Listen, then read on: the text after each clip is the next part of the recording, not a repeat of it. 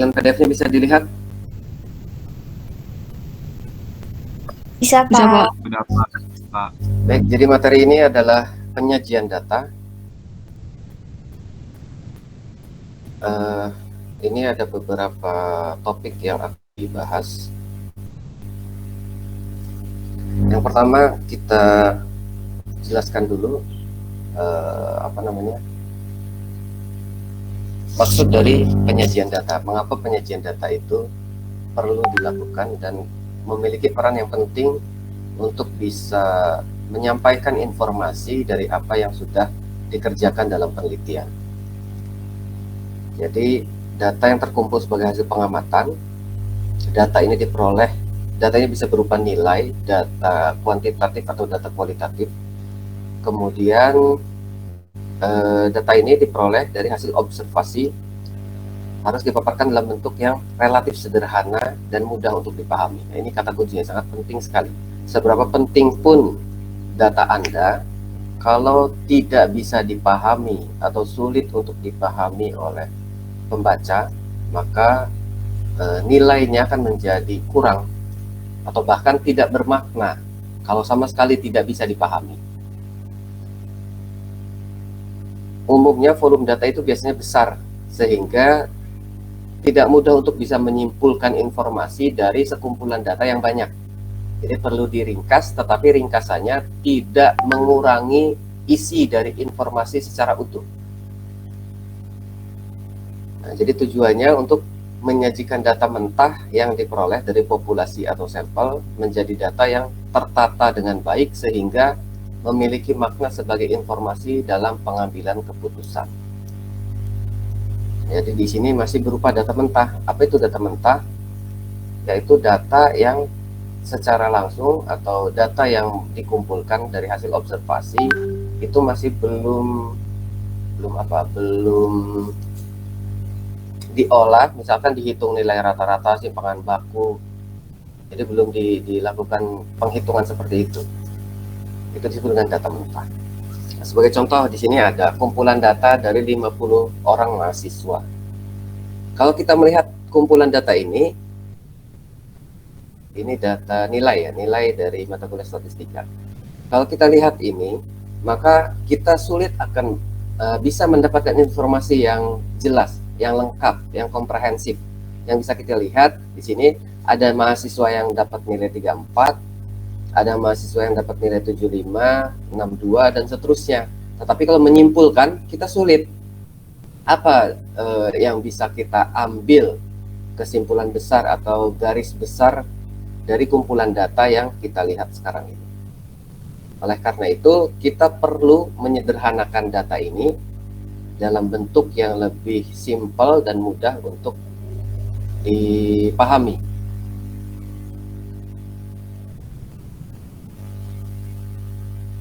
Nah, jadi ini data mentah atau raw data, data yang disimpan dalam rangkaian, belum diproses atau belum dikelompokkan. Yang tadi kita lihat itu disebut dengan data mentah. Ini juga sama. Ini disebut dengan data mentah. Nah, kemudian data mentah ini nanti bisa kita kelompokkan atau bisa dibuat dalam bentuk tabel yang menjadi data yang disebut dengan data group data. Ada group data, ada ungroup data. Data mentah atau data yang seperti ini belum terorganisasi, belum terorganisir, disebut juga sebagai ungroup, data yang belum dikelompokkan, ungroup data. Nah, kemudian nanti kalau datanya sudah dikelompokkan, maka sudah menjadi group data atau data yang sudah terorganisir, data yang sudah dikelompokkan. Di pertemuan pertama kita sudah membahas tentang data berdasarkan skalanya. Ada data berdasarkan variabelnya, itu ada kuantitatif, kualitatif. Berdasarkan skalanya ada nominal, ordinal, interval, dan rasio. Nah, jadi ini jenis datanya berdasarkan skala. Dalam penyajian data ada beberapa metode yang bisa kita pilih, diantaranya dengan tekstular, artinya menampilkan data dalam bentuk tekstual dalam bentuk paragraf. Nah, tetapi di sini ada pembatasan di mana datanya haruslah sedikit. Bayangkan kalau tadi ada 40 data, kita menyampaikan data itu dalam bentuk paragraf. Bisa jadi tidak ada satu orang pun yang ingin membaca paragraf tersebut. Karena secara sekilas kita langsung sudah tidak tertarik apa maksud dari paragraf tersebut. Hanya berisi kumpulan data. Oleh karena itu, penyajian data dalam bentuk tekstual itu harus terbatas pada data yang jumlahnya sedikit. Misalkan ingin menyampaikan rata-rata saja. Misalkan saya melakukan observasi berat badan atau nilai rata-rata mata kuliah tertentu dari 3 kelas atau dari 3 jurusan yang berbeda. Nah, kemudian bisa saya sampaikan di dalam apa? Bisa itu disajikan dalam bentuk tekstual. Misalkan saya membuat kalimat rata-rata nilai mata kuliah statistika untuk jurusan teknik misalkan 80, untuk jurusan manajemen misalkan 90, untuk jurusan akuntansi misalkan 85. Nah, itu sangat masih bisa dibuat secara tekstual atau dibuat dalam bentuk kalimat karena hanya sedikit. Sedangkan kalau banyak sudah tidak relevan, sudah tidak visible lagi untuk disajikan secara tekstual. Yang kedua, secara tabular. Ini penyajian data yang menggunakan tabel. Tabel itu biasanya berisi dari kumpulan angka, sehingga kalau datanya banyak, itu bisa secara tabular. Kemudian grafikal. Secara grafikal, itu penyajian data menggunakan grafik. Biasanya penekanan penyajian data secara grafik itu untuk melihat pola. Jadi misalkan pola pergerakan nilai mata uang dari periode tertentu atau bulan tertentu atau tahun tertentu, atau misalkan pola pertumbuhan. Nah, jadi itu sangat sesuai sekali penyajian datanya secara grafik karena sangat mudah untuk ditangkap. Karena dengan sekilas pun kita bisa melihat kalau grafiknya naik berarti ada pertambahan, kalau misalkan turun berarti ada penurunan. Berbeda ketika melihat kumpulan angka dalam bentuk tabel, itu kita mungkin perlu beberapa waktu dulu untuk bisa melihat terjadi penurunan atau peningkatan untuk beberapa periode. Nah, yang pertama penyajian data dengan menggunakan tabel. Yang pertama itu harus ada judul tabel. Jadi sifat tabel itu harus memiliki sifat self-explanatory. Itu adalah sifat yang harus dimiliki oleh tabel dan tidak bisa dikurangi. Apa yang dimaksud dengan self-explanatory? Jadi ini bisa menjelaskan dirinya sendiri. Jadi tabel ketika dipisahkan dari tulisan, maka kita bisa memperoleh informasi secara lengkap tanpa harus membaca tulisan-tulisannya. Maksudnya tulisan di dalam ininya ya, di dalam tubuh tulisan. Misalkan ada jurnalnya terdiri dari 10 halaman. Kemudian ada tabel di 1 halaman.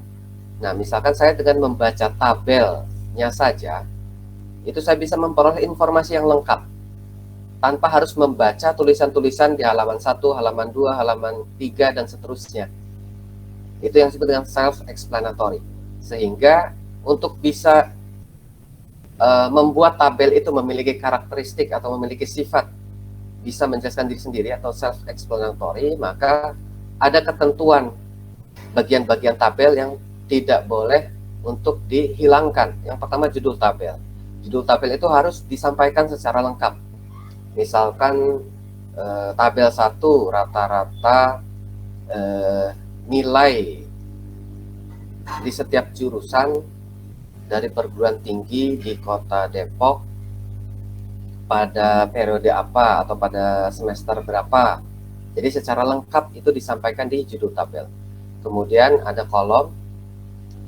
Kolom itu baris yang bagian atas, kemudian ada baris. Kalau kolom dan baris saya kira semuanya sudah tahu.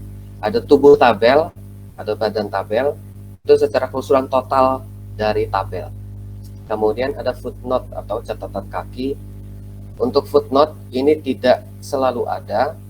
Footnote itu ditambahkan ketika ada informasi yang perlu ditambahkan. Misalkan kita menghitung rata-rata dari 40 sampel, tetapi pada kelompok yang lain ternyata sampelnya hanya ada 38. Itu kan berbeda.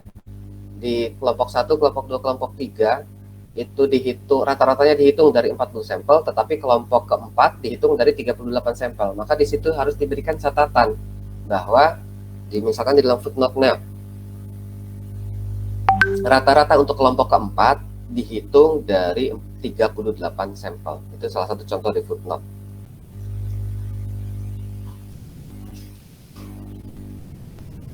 Kemudian tabel dalam bentuk distribusi frekuensi itu digunakan untuk menyajikan ringkasan data kategorik ataupun data numerik yang dikategorikan. Jadi yang dimaksud dengan data kategorik itu adalah data yang sifatnya itu berupa kelompok-kelompok, atau di pertemuan pertama saya sudah membahasnya di data kualitatif. Data kualitatif itu adalah data yang nilainya bukan berupa angka, hanya pengelompokan saja, tetapi jumlahnya ada. Misalkan kelompok 1, misalkan kegiatan ekstrakurikuler, misalkan ada olahraga, ada basket, ada sepak bola, ada musik misalkan. Nah itu kan kategorik, bukan berupa angka, tetapi jumlahnya ada. Yang masuk sepak bola ada berapa orang, nah itu jumlahnya. Nah jadi itu merupakan data kategori. Kemudian ada juga, atau bisa juga kita membuat tabel distribusi frekuensi dari berupa data yang sifatnya numerik tetapi dikategorikan atau dikelompokkan. Misalkan data numerik itu data tinggi badan. Tinggi badan itu berupa numerik, nah tetapi dilanjutkan dengan pelompokan. Misalkan mahasiswa dengan tinggi 160 sampai 180 dikategorikan sebagai mahasiswa yang tinggi. Di bawahnya misalkan dari tinggi 140 sampai 150 sedang. Kemudian nanti dibuat lagi yang pendek. Nah, itu contoh data numerik yang dikategorikan atau dikelompokkan.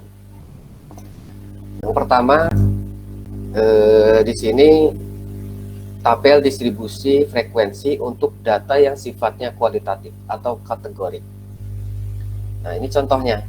Jenis pekerjaan. Jenis pekerjaan itu kan bukan angka, tetapi kelompok. Ada swasta, entrepreneur, PNS, dan juga ada yang studi S2. Nah, kemudian kita tinggal membuat anggotanya, frekuensinya, jumlahnya.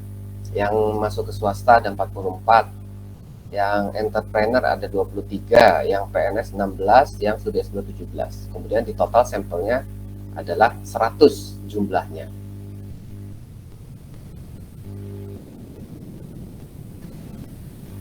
Nah, sekarang kita masuk ke distribusi frekuensi relatif dan juga persen untuk data kualitatif. Ini juga masih sederhana. Saya langsung ke contohnya di sini. Nah, di sini ada data kualitatif atau data kategori. Ini diambil dari 25 siswa. Kemudian disurvei preferensinya untuk jurusan yang akan diambil atau disenangi. Jadi dari 25 siswa tersebut, ini datanya. Ada yang ingin masuk ekonomi, ada yang MIPA, dan seterusnya. Nah, kemudian kita ingin membuat tabel distribusi frekuensi atau membuat data mentah ini menjadi data yang ditampilkan dalam bentuk yang terorganisir, yaitu dalam bentuk tabel distribusi frekuensi. Nah, jadi ini kemudian ditata menjadi bentuk seperti ini. Yang pertama kategorinya jurusan ekonomi, teknik, komputer, MIPA, dan sastra. Kemudian dihitung jumlah anggotanya atau frekuensinya. Untuk yang ekonomi kita coba lihat di sini. Yang ekonomi itu ada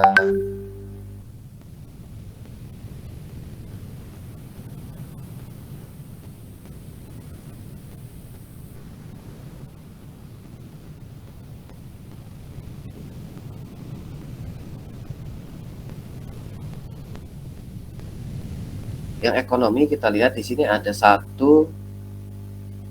2, 3. Nah, ini tidak ada lagi. Jadi hanya ada 3 anggotanya. Maka di sini ditulis 3. Teknik ada 6, komputer 8, MIPA 6, sastra 2. Nah, untuk urutannya itu tidak menjadi masalah. Misalkan di sini mau teknik dulu atau komputer yang duluan, itu tidak ada permasalahan. Nah, sekarang kita coba hitung frekuensi relatifnya. Jadi frekuensi relatif itu mirip dengan persen sebetulnya. Hanya saja kalau persen sudah dikalikan 100, kalau frekuensi relatif itu belum.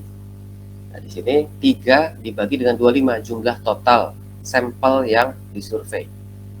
Ada 25 siswa. 3 per 25, 0,12. Kemudian yang teknik, 6 per 25, 0,24. Dan seterusnya. Maka setelah itu kita hitung juga persennya. Nah, jadi berdasarkan persen ini, kita bisa dengan mudah melihat kumpulan data ini menjadi lebih utuh untuk bisa mengambil informasi. Nah, jadi kalau berdasarkan persentase kita bisa lihat yang paling besar diminati itu ternyata jurusan komputer, dan yang paling sedikit itu adalah sastra, yaitu sebesar 8%, sedangkan yang komputer 32%. Nah, dari sini untuk data kualitatif bisa disajikan lagi menjadi dalam bentuk penyajian data yang lebih sederhana lagi. Jadi ini bisa diolah lagi atau dikonversi ke dalam bentuk yang lebih sederhana.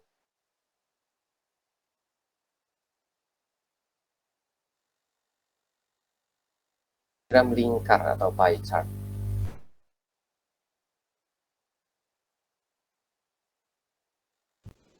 Begitu juga dengan diagram batang atau bar chart.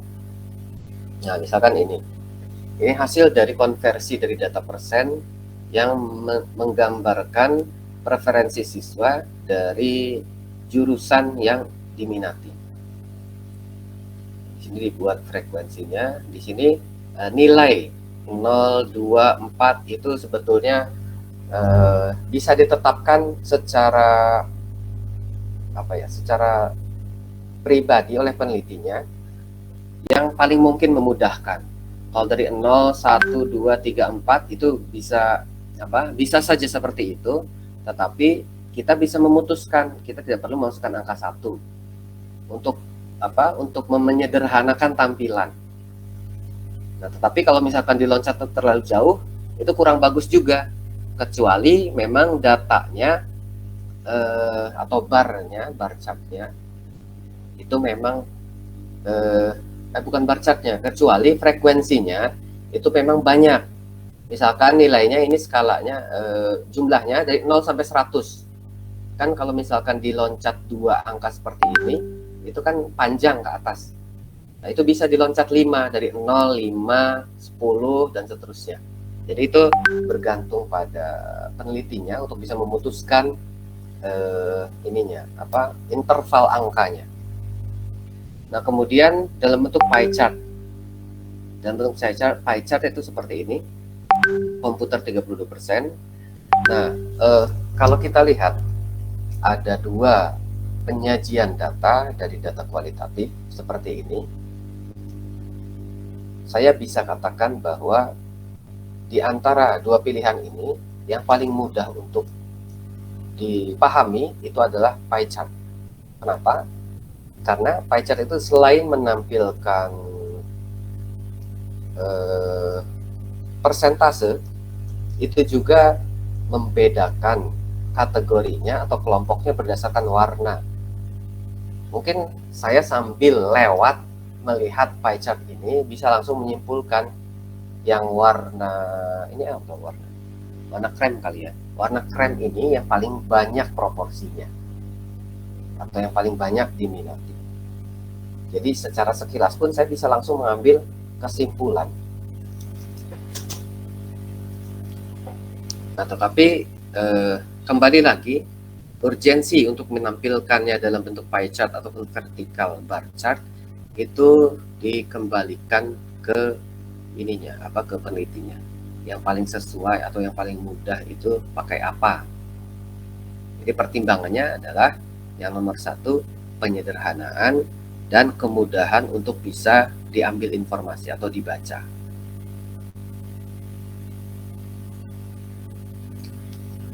Silakan jika ada pertanyaan terkait dengan penyajian data untuk data kualitatif. Saya kira mudah ya untuk diikuti. Ini yang paling sederhana, penyajian data yang paling sederhana dari data kualitatif. Nah, sekarang kita lanjutkan ke penyajian data untuk data kuantitatif. Tadi yang disebutkan kuantitatif itu adalah data numerik.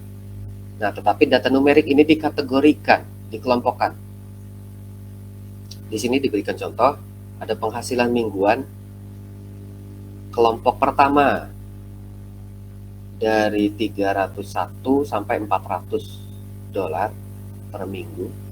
Kelompok kedua 401 sampai 500 dolar per minggu. Kelompok ketiga 501 sampai 600 dan seterusnya. Nah, berdasarkan pengelompokan ini itu kan ada anggotanya. Kelompok pekerja yang memiliki penghasilan dari 301 sampai 400 itu ada berapa orang?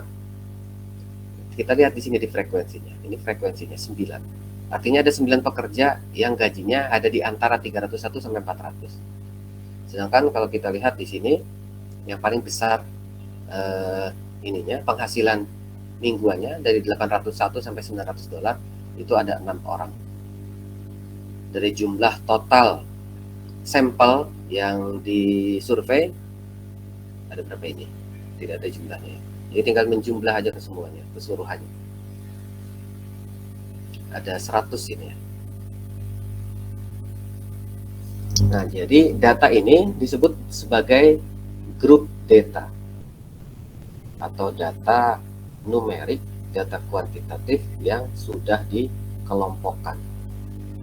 Nah, di sini nilai yang paling pertama disebut dengan batas kelas bawah.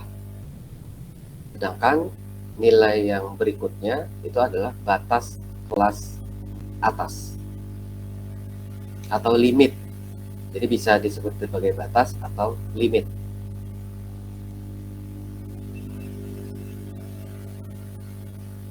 Nah, bagaimana mencari nilai limit atau batas kelas itu? Caranya adalah dengan menghitung nilai terendah dibagi dengan nilai tertinggi di tiap kelasnya.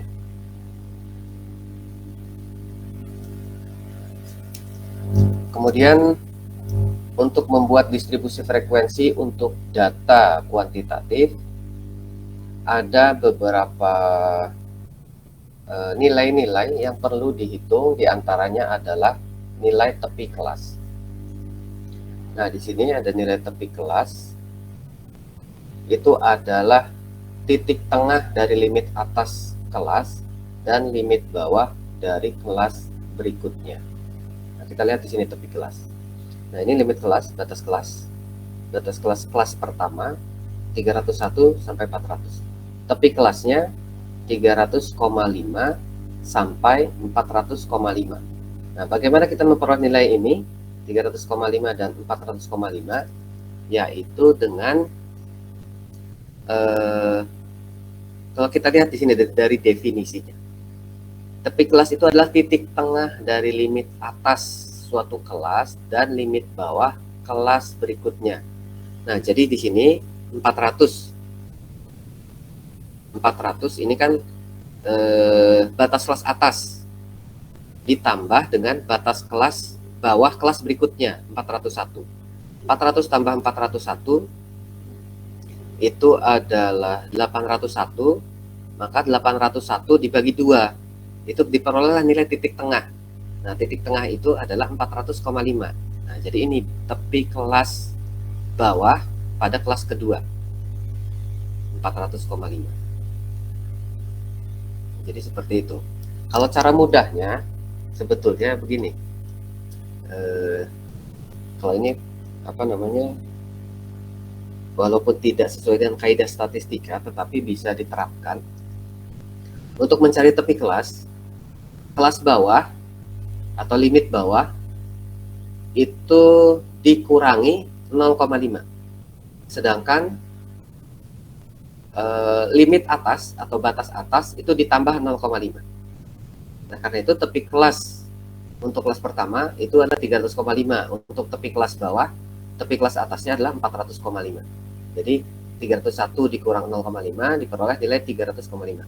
Sedangkan 400 itu ditambah 0,5 diperoleh nilai 400,5. Begitu seterusnya. Kemudian, oh ya, jika saya terlalu cepat itu bisa bisa diinterupsi. Nanti kalian juga kalau ada pertanyaan di tengah-tengah penjelasan saya itu bisa langsung ditanyakan. Berikutnya adalah lebar kelas atau interval kelas. Lebar kelas atau interval kelas itu adalah tepi atas dikurang tepi bawah. Nah, jadi ini tepi atas kurang tepi bawah. 400,5 dikurang 300,5 diperoleh nilai 100. Itu adalah lebar kelas. Kalau lebar kelas pasti sama. Jadi cukup menghitung satu, maka kita bisa memperoleh semuanya. Dari kelas pertama sampai kelas ke-6. Semuanya sama 100. Kemudian titik tengah kelas atau disebut juga dengan middle point. Titik tengah kelas atau middle point, ya, di sini kita lihat rumusnya, limit bawah ditambah limit atas dibagi 2. Jangan sampai tertukar antara limit atau batas dengan tepi. Karena ini beda. Tepi kelas, ada batas kelas. Jadi ada batas, ada tepi. Nah, kalau titik tengah itu adalah batas atau limit. Maka gunakanlah angka yang ini. Jadi 301 tambah 400 dibagi 2, titik tengahnya adalah 350,5. Kemudian untuk kelas kedua, titik tengahnya atau middle point-nya 401 tambah 500 dibagi 2, diperoleh nilai 450,5. Begitu seterusnya. Nah, sekarang bagaimana cara membuat tabel distribusi frekuensi dari awal? Dari data yang berupa data mentah atau raw data. Kan kalau ini kita lihat sini sudah dalam bentuk tabel distribusi frekuensi. Sudah ada pengelompokannya. Kelas pertama 301 sampai 400, kelas kedua 400 sampai 500. Nah, bagaimana cara membuatnya? Bagaimana kita bisa menentukan di sini 301 sampai 400, di sini 401 sampai 500? Kalau ini kan tinggal menghitung kalau anggota. Nah, caranya adalah dengan menggunakan aturan Sturges ataupun bisa dengan menggunakan aturan Kaoru Ishikawa untuk menentukan jumlah kelas. Jadi kita harus tentukan dulu jumlah kelas. Seperti ini. Ini ada berapa jumlah kelasnya? Ada 6. Bagaimana kita bisa menentukan 6? Kenapa ini tidak dibuat 5 kelas saja? Atau kenapa ini tidak dibuat 10 kelas? Nah, itu kan kita tidak bisa menetapkan secara subjektif. Misalkan saya lebih suka ini ada 3 kelas, maka dibuat saja menjadi 3 kelas. Ya, itu kan tidak bisa seperti itu. Maka di sini ada aturannya. Ada 2 aturan yang bisa kita terapkan, yaitu Sturges dan Kaoru Ishikawa.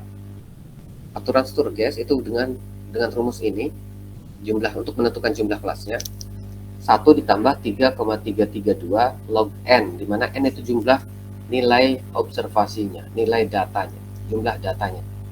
Jika datanya ada 40, maka di sini n-nya itu adalah 40. Jika data sampelnya ada 100, maka di sini n-nya 100.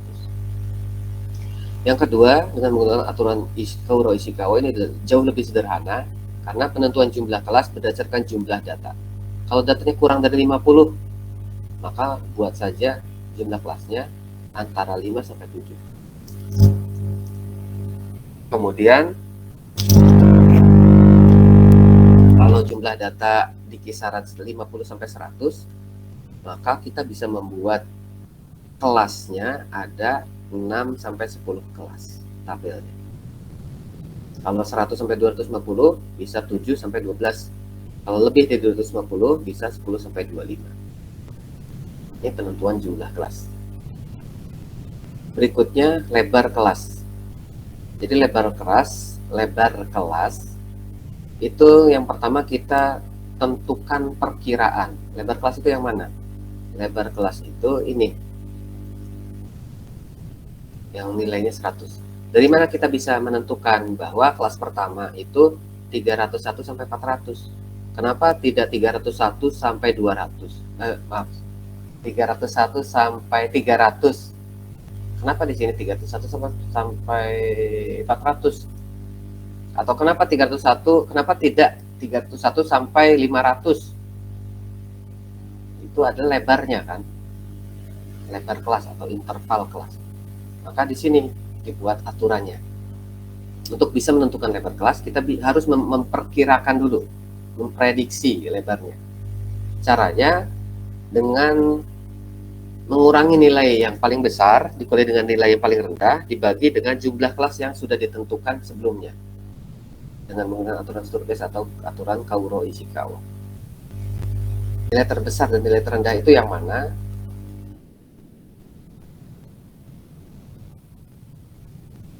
Nah, ini di sini ada contoh data mentah atau raw data. Kita cari di sini nilai yang paling tinggi berapa?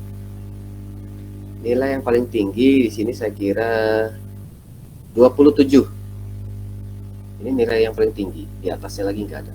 Sekarang kita cari nilai yang paling rendahnya. Nilai yang paling rendah 18. Tidak ada nilai yang lebih rendah lagi dari 18. Maka 27 dikurangi 18 dibagi dengan jumlah kelas yang sudah ditentukan tadi. Itu adalah lebar kelas atau interval kelas.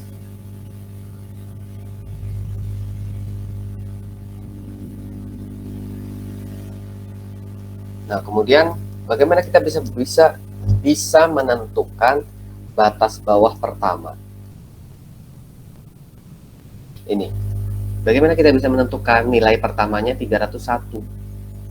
Kenapa tidak dimulai dari 201 atau tidak dimulai dari angka 1? Kenapa tidak dimulai dari angka 200? Maka kita mengambil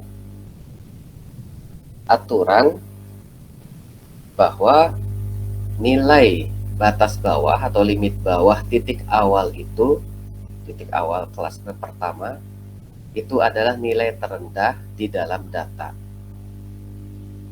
Sebagai contoh tadi yang data sebelumnya itu nilai terendahnya 18.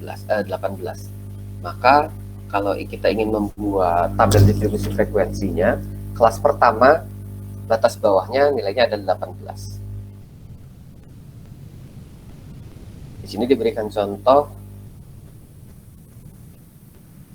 Nah, di sini diberikan tahapannya. Contoh dari pembuatan tabel distribusi frekuensi untuk data kuantitatif. Di sini ada 30 sampel yang diukur tinggi badannya dengan satuan inci. Nah, kemudian kita coba buat dari data mentah ini, kita buat dalam bentuk tabel distribusi frekuensi. Nah, yang pertama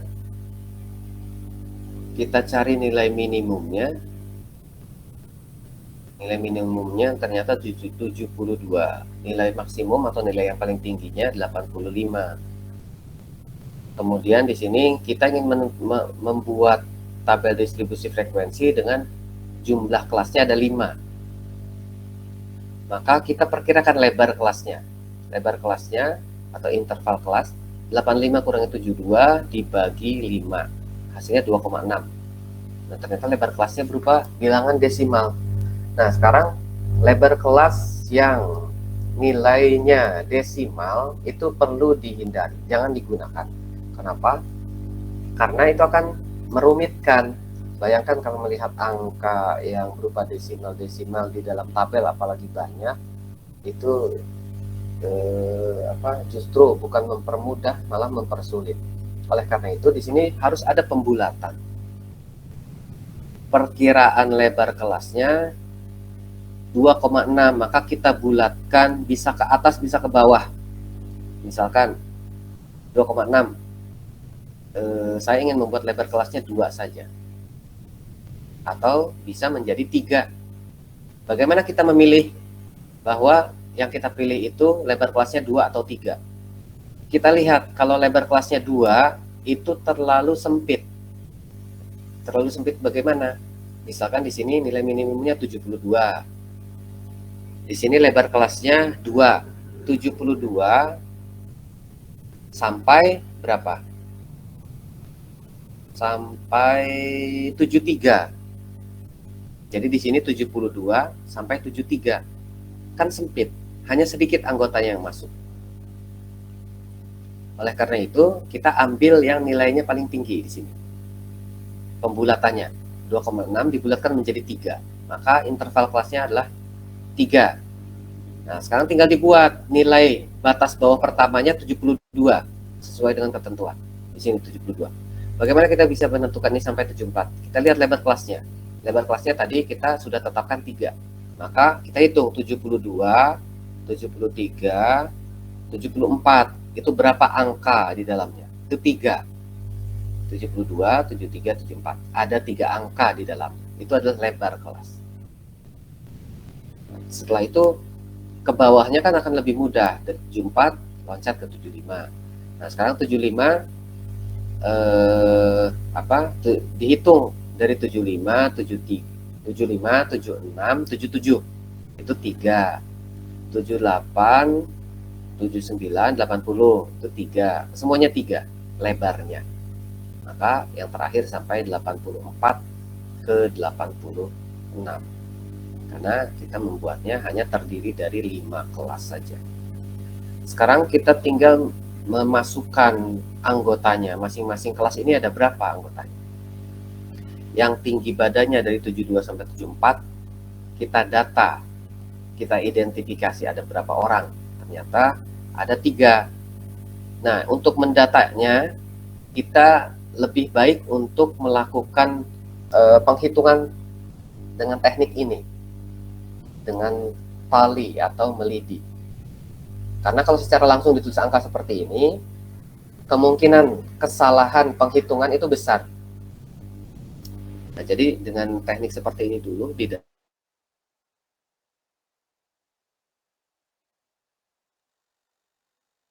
kelas kedua ada 5, sampai yang terakhir ada 5 juga. Nah, setelah dibuat ininya, datanya dengan teknik melidi ini, maka dikonversi ke dalam bentuk angka numeriknya. Frekuensinya yang kelas pertama 3, kelas kedua 5, kelas ketiga 7, kelas keempat 10, kelas ke berapa? Terakhir kelas kelima 5. Nah, berdasarkan tabel distribusi frekuensi ini, secara bisa dengan mudah kita mengambil kesimpulan ternyata sebagian besar pemain basket itu tingginya ada di kisaran 81 sampai 83. Buktinya ini ada 10 orang yang yang tingginya antara 81 sampai 83. Dan yang paling sedikit itu adalah yang tinggi badannya 72 sampai 74. Hanya ada 3 anggota. Itu salah satu contoh bagaimana cara memperoleh informasi dari tabel distribusi frekuensi untuk data yang sifatnya kuantitatif. Nah, tidak selesai sampai pembuatan frekuensi kelas saja. Ini kan hanya sampai frekuensi. Kita bisa melebarkan atau menambah informasi tambahan dengan menghitung frekuensi relatif. Penghitungannya masih sama, sangat mudah sekali. Frekuensi relatif itu adalah frekuensi kelas atau jumlah di kelas tertentu dibagi dengan jumlah total. Kelas pertama frekuensinya 3 dibagi 30 jumlah total, maka frekuensinya 0,1. Kelas kedua frekuensinya 5, maka 5 dibagi 30, maka frekuensi relatifnya adalah 0,167. Begitu seterusnya dihitung. Itu adalah nilai frekuensi relatif. Setelah frekuensi relatif diketahui, maka kita dengan mudah mengkonversinya ke dalam bentuk persen. 0,1 tinggal dikalikan 100, maka menjadi 10%. 0,167 dikali 100 menjadi 16,7% dan seterusnya. Pasti totalnya di sini 100%, dan frekuensi relatif pasti totalnya adalah 1.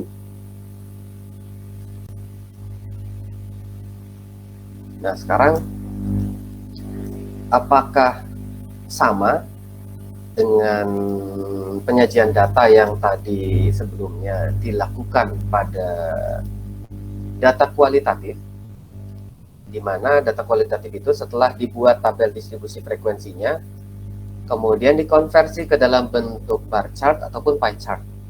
Apakah ini juga bisa?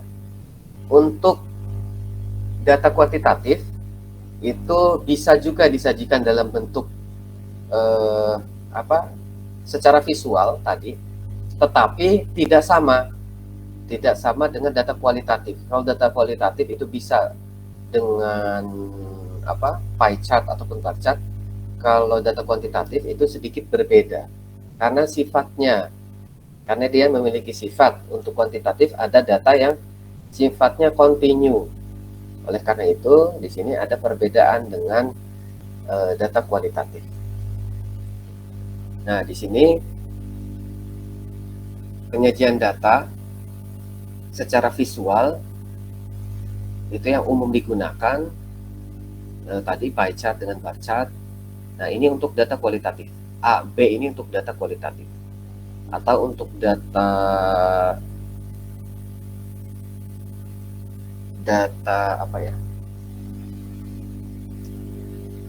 data kuantitatif yang sifatnya diskret. Nah, ini ada diberikan catatan. Ini sesuai untuk data kualitatif atau data kuantitatif yang sifatnya diskret. Sedangkan histogram, poligon, frekuensi ataupun diagram O'Keefe, ini ketiganya CDE, ini sesuai digunakan untuk data kuantitatif. Ini contoh dari penyajian data kuantitatif dengan menggunakan histogram. Apa bedanya histogram dengan bar chart? Sebetulnya hanya sedikit sekali. Kalau histogram, antar batangnya berhimpit. Kalau bar chart atau diagram batang, antar barnya atau antar batangnya itu terpisah. Mungkin jika kita tidak belajar statistika, kita mungkin tidak pernah memperhatikan bahwa itu disebut histogram atau itu disebut dengan bar chart, karena sekilas pasti sama, hanya bedanya dipisahkan antar batangnya dan tidak dipisahkan. Nah, di situ sebetulnya memiliki makna antara bar yang saling berhimpit dengan bar yang saling terpisah. Bar yang saling berhimpit seperti ini menunjukkan adanya data yang sifatnya kontinu, ada kontinuitas dari 5, 5,1, 5,2, 5,3 sampai seterusnya 6, 6,1, 6,2 sampai seterusnya 7,7, 7 sampai seterusnya 7,5, di sini titik tengahnya, kemudian sampai seterusnya sampai ke angka 30. Jadi ini menunjukkan adanya kontinuitas, saling berhimpit ini. Kalau bar chart terpisah, itu menunjukkan hanya pengelompokan saja. Tidak ada penyambungan antara bar satu dan bar kedua. Tidak ada hubungan.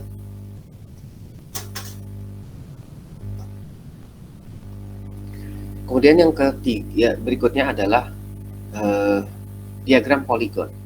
Ini mirip dengan histogram, hanya ada tambahan titik tengah di bagian ujung dari barnya, dan titik tengah tersebut saling terhubungkan oleh garis seperti ini. Jadi titik tengah ini menunjukkan nilai min atau nilai tengah, dan nilai tengahnya itu saling saling berhubungan sehingga bisa dilihat polanya. Misalkan di sini diagram dari fertilitas, kesuburan. Di sini frekuensinya jumlahnya. Dari umur 30, ini umur bukannya.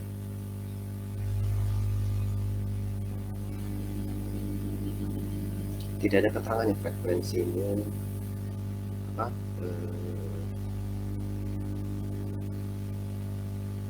ya tidak ada penjelasannya. Di sini harusnya ada penjelasan data ininya 30, 40, 50-nya itu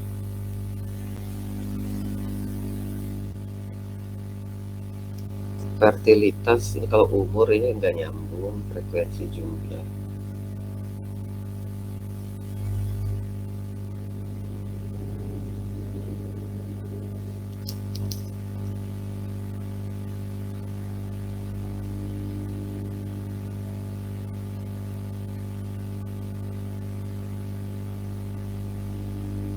Oke, jadi ini saya tidak tahu fertilitasnya itu umur atau bukan. Yang jelas di sini kita bisa lihat antara 60 sampai 80 ini, yang ya, kemungkinan ini bukan umur ya, karena kalau umur 60 sampai 80 masa fertilitasnya yang paling tinggi, ini kan nggak nyambung, nggak sesuai. Oke, abaikan terkait dengan ininya, kita cukup lihat angkanya saja. 60 sampai 80 itu adalah fertilitasnya yang paling tinggi, yang paling banyak. Di sini frekuensinya hampir 15 atau di angka 15. Nah, jadi di sini terjadi peningkatan dengan seiring adanya penambahan jumlah fertilitas sampai di angka 60 sampai 80. Jadi di sini kan meningkat. Kemudian sampai puncaknya di nilai 60 sampai 70, kemudian mengalami turunan sedikit di angka 80 sampai di angka 100 dia turun. Jadi ini membentuk suatu pola pergerakan. Nah, jadi selain kita bisa melihat kelompoknya, kita juga melihat pola pergerakannya. Jadi itu poligon. Nah, kemudian selain ada tabel distribusi frekuensi, kita juga bisa membuat tambahan untuk menghitung nilai distribusi frekuensi kumulatif.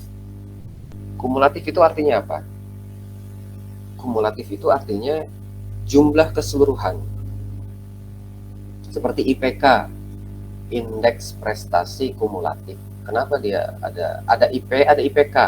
IP itu indeks prestasi, sedangkan IPK itu indeks prestasi kumulatif. Apa bedanya? Indeks prestasi kumulatif itu dihitung dari total keseluruhan IP dari semester terakhir sampai semester awal. Sedangkan kalau IP hanya semester tersebut. Nah, jadi di sini kumulatif itu adalah frekuensi keseluruhan. Misalkan di sini ada contoh yang sama dengan sebelumnya, frekuensinya ada, kemudian kita ingin menghitung nilai frekuensi kumulatif. Nah, untuk menghitung frekuensi kumulatif itu cukup sederhana. Di sini kita lihat frekuensi kumulatif. Yang pertama, frekuensinya 3. Berikutnya, kelas kedua, frekuensi kumulatifnya 3 ditambah 8. Karena data sebelumnya kan ada angka 3 sudah masuk. Nah, di sini 8. Di kelas ketiga, frekuensi kumulatifnya frekuensinya 7. Nah, tetapi sudah ada angka yang masuk, yaitu angka 3 dan 5. Maka 7 tambah 5 tambah 3. Jadi 7 tambah 5 tambah 3, 15. Itu frekuensi kumulatif. Begitu seterusnya sampai yang terakhir, frekuensi kumulatifnya sama dengan jumlah total. Jadi 30. Ini kan jumlah totalnya 30. Benar, betul tidak? 5, 15. Ya, 30. Nah, jadi ini disebut dengan frekuensi kumulatif. Tetapi frekuensi kumulatif bisa juga dibuat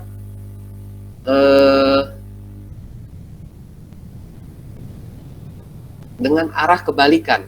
Kalau ini kan dari atas, dari kelas pertama. 3, 8, 15, 25, 30. Jadi berurutan. Pasti akan terjadi peningkatan jumlah. Karena kumulatif, tidak mungkin terjadi penurunan. Sama saja kalau kita menjumlah angka, tidak mungkin angka penjumlahan pertama itu lebih besar dibandingkan dengan angka penjumlahan yang kedua. Pasti terjadi peningkatan. Nah, ini tadi yang saya katakan, ini dibuat dari kelas pertama sampai kelas ke-5. kita juga bisa membuat dengan arah kebalikan. Jadi dibuat dari kelas ke-5 dulu, dan yang terakhir adalah kelas ke-1. Nah, misalkan ini, kita buat kebalikan. Di sini frekuensi kumulatif kelas ke-5 itu 5. Ini nilainya 5. Frekuensi kumulatif kelas ke-4 itu ada 15. 5 ditambah 10 ditambah 5. Frekuensi kumulatif kelas ke-3 itu adalah 22. 7 tambah 10 tambah 5. Frekuensi kumulatif kelas ke-2 itu adalah 27. Dan frekuensi kumulatif kelas pertama itu adalah 30. Jadi seperti itu, bisa dibuat dari atas ke bawah atau dari bawah ke atas. Itu sifat dari frekuensi kumulatif. Nah, kemudian kita juga bisa menghitung nilai frekuensi relatif kumulatif. Kalau tadi sebelumnya itu menghitung nilai frekuensi relatif. Kalau ini frekuensi relatif kumulatif, ada tambahan. Sama saja cara penghitungannya, hanya saja di sini nilai yang dibagi itu adalah nilai frekuensi kumulatif. Yang pertama, frekuensi kumulatifnya 3, maka frekuensi relatif kumulatifnya 3/30, 0,1. Yang kedua, 8/30. Yang ketiga, 15/30, dan seterusnya. Sampai nanti di frekuensi relatif kumulatif kelas yang paling terakhir itu pasti 1. Kemudian persen kumulatif juga sama, tinggal dikalikan 100% dari frekuensi relatif kumulatifnya, sehingga persen kumulatif yang kelas yang paling terakhir dihitung pasti 100. Masih cukup sederhana ya.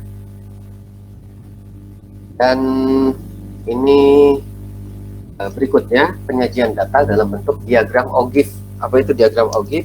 Diagram Ogif adalah suatu kurva yang dihitung dari frekuensi kumulatif. Ingat ya, ini hanya bisa dihitung dari frekuensi kumulatif.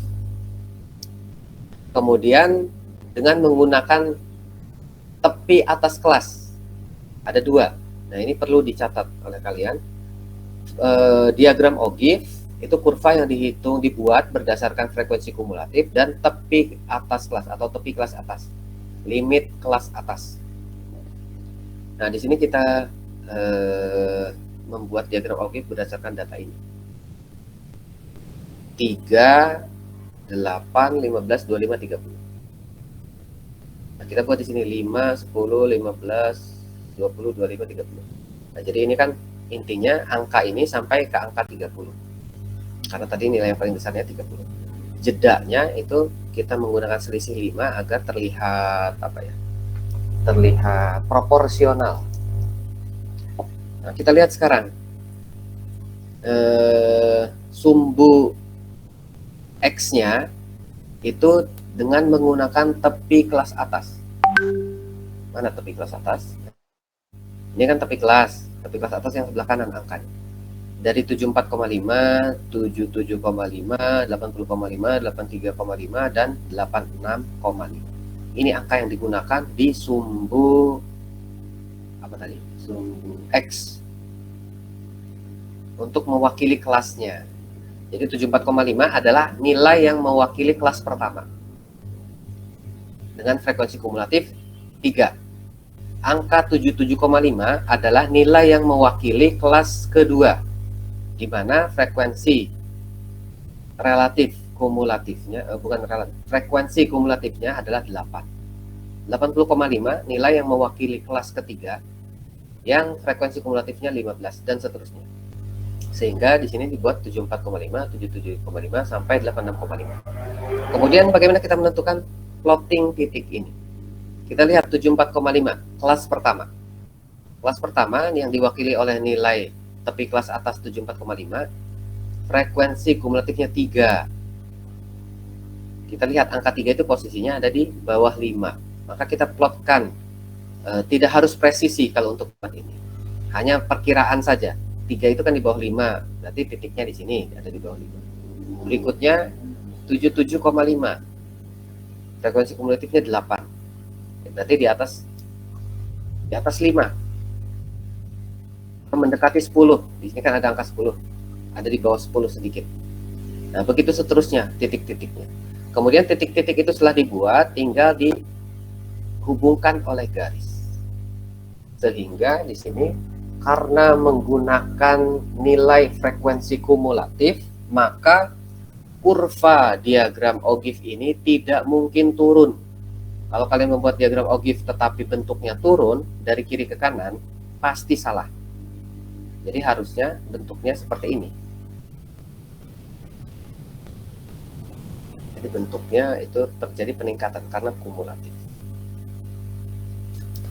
Kemudian tipe grafik berdasarkan penyajian dari tipe grafik yang disesuaikan dengan tipologi atau tipe-tipe datanya. Tipe data itu ada data kuantitatif, ada kualitatif. Berdasarkan skalanya ada nominal, ordinal, interval, dan rasio. Nah, di sini untuk kuantitatif itu interval dan rasio. Sedangkan kualitatif itu nominal dan ordinal. Kuantitatif dibagi dua, ada yang diskret, ada yang kontinu. Nah, ini penyajian data diskret bisa bar chart atau grafik garis vertikal. Sedangkan untuk kontinu pilihannya lebih banyak. Ada poligon, histogram, Ogive, poligon frekuensi relatif. Sedangkan yang data kualitatif yang berupa nominal dan ordinal skalanya hanya bisa disajikan dengan bar chart atau pie chart. Kalau pie chart itu arahnya itu proporsi bagian dari bagian dari total keseluruhan. Misalkan ingin melihat yang paling besar proporsinya yang masuk apa atau yang suka apa. Sedangkan bar chart itu untuk melihat jumlah kategorinya.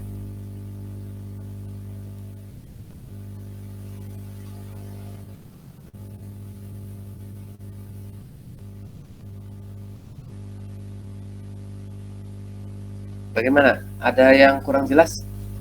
Materinya sudah selesai. Jika ada yang kurang jelas, saya akan ulangi pada bagian yang dirasa kurang jelas.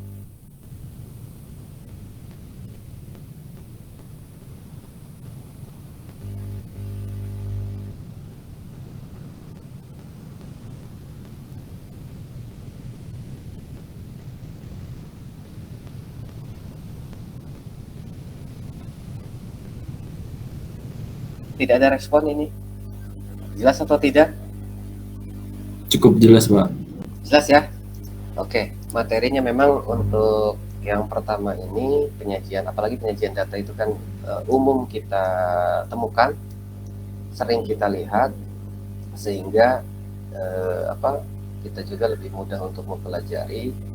Dan kebetulan apa yang menjadi materi dalam penyajian data sekarang ini tidak terlalu banyak menggunakan penampilan data yang sifatnya rumit, sehingga di sini mudah untuk diikuti karena cukup sederhana. Baik, saya kira kalau memang sudah tidak ada pertanyaan dan dirasa semua materi sudah saya sampaikan secara jelas, saya bisa akhiri pertemuan hari ini. Saya tidak tahu nanti untuk pertemuan berikutnya itu kan di kelas, tolong disiapkan untuk kelas 2 31 dan 34 untuk minggu depan itu disiapkan kalkulatornya karena sudah masuk ke penghitungan nilai parameter, jadi tanpa kalkulator itu akan sulit. Baik, demikian, terima kasih. Wassalamualaikum warahmatullahi wabarakatuh. Waalaikumsalam.